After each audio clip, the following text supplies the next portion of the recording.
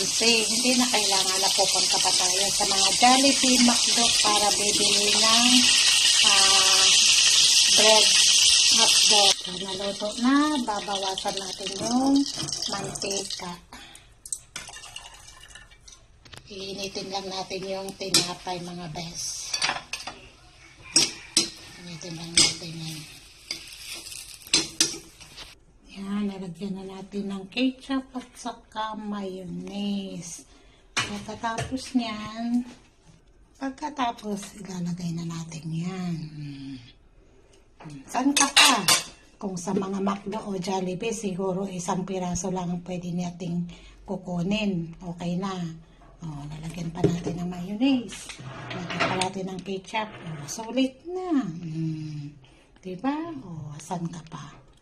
Yan, breakfast na natin mga bese. O, nakakatipid pa tayo kung sa bahay tayo gagawa. Samantala kung sa labas, bibili tayo, isang piraso lang makuha natin.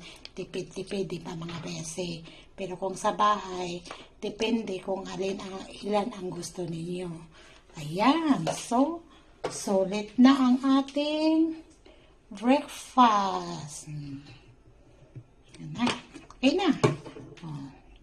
At kung gusto nyo pa, lagyan nyo ng kamatis or pipino, cabbage, yan. Nasa inyo na kung ano yung gusto ninyo ilalagay. Oh.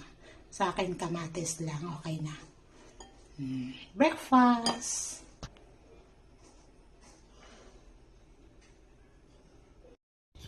Panginintay, breakfast na tayo.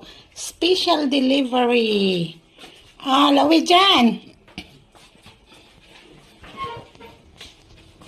Ilaw pa, ilaw. Yan, breakfast na.